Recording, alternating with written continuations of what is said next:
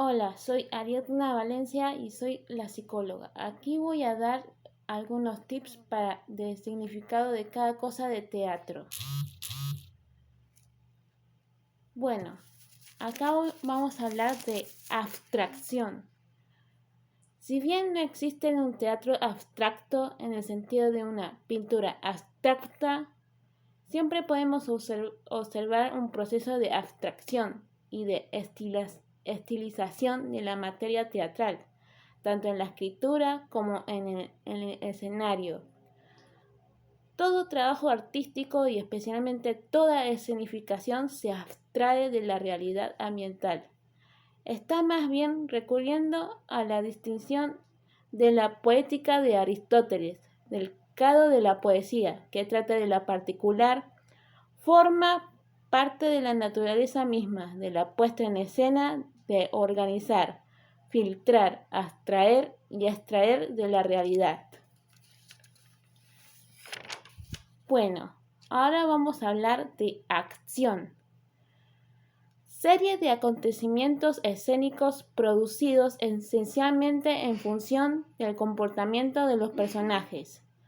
La acción es a la vez concretamente el conjunto de los procesos de transformaciones visibles en la acción e intriga. Cuando pone a la acción esquemática una especie de fórmula concentrada de la acción, a la acción que asume una duración o acción encarnada a nivel de la existencia. La acción esboza de acontecimientos y situaciones en cuando empieza a mostrarse. Pone en movimiento en un juego de imágenes, que por sí mismo cuenta una historia y de este modo se sitúa a nivel de la existencia. Bien, ahora vamos a hablar de la acción hablada.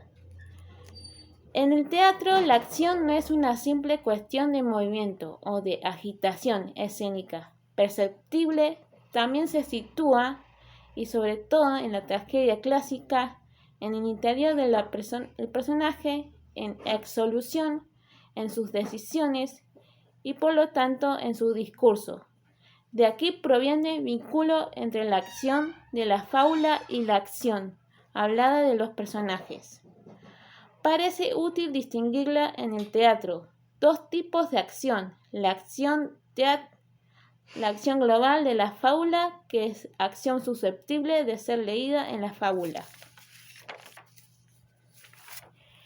Y la acción hablada de los personajes, que realiza en cada uno de los enunciados o réplicas del personaje. Bien, ahora vamos a hablar de las acotaciones escénicas. Todo texto casi siempre escrito por el dramaturgo, pero a su vez añadido por los editores, como en el caso de Shakespeare, no pronunciado por los actores y destinado a aclarecer al lector la comprensión o el modo de presentación de la obra. Por ejemplo, nombre de los personajes, indicaciones de entradas y salidas, descripciones de los lugares, indicaciones para la interpretación. La existencia y la importancia de las acotaciones escénicas varían considerablemente a lo largo de la historia del teatro, desde la ausencia de indicaciones teatro griego hasta su proliferación el melodrama y teatro naturalista, o su absoluta preponderación en Beckett y Hackett, pasando por su extrema rareza en el teatro clásico francés. Ahora vamos a hablar de actitud. La actitud del actor es su posición en relación al escenario y los demás actores. Aisladamente pertenecía al grupo, relación emocional con los demás. Actitud equivale a pose, manera voluntaria e involuntaria de estar y a postura. Posición de una parte del cuerpo en relación a las otras. La actitud es similar a menudo gesto. Mantenido en el gesto pasa la actitud, queda el mismo en un ante en movimiento en el cual la actitud no es otra cosa que la puntuación. Bien, ahora vamos a hablar de adaptación. Transposición o transformación de un texto o de un género en otro, de una novela en una obra teatral, por ejemplo, la adaptación o dramatización.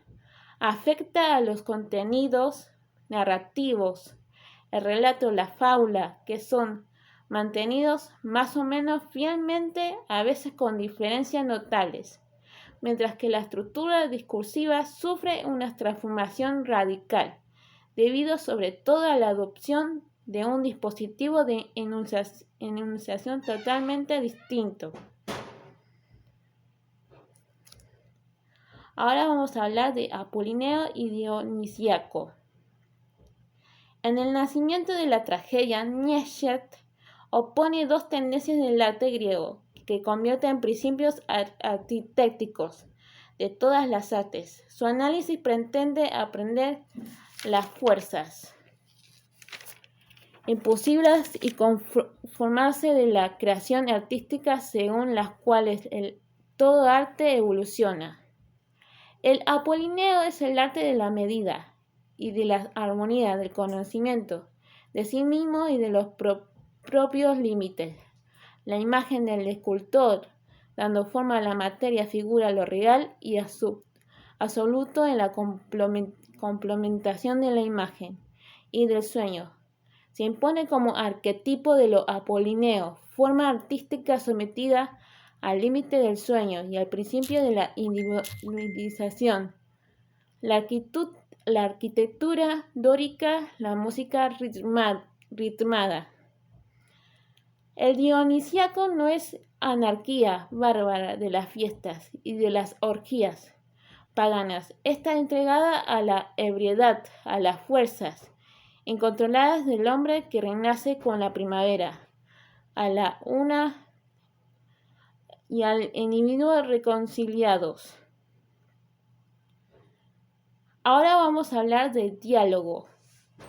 Conversación entre dos o más personajes. El diálogo dramático es generalmente un intercambio verbal entre personajes.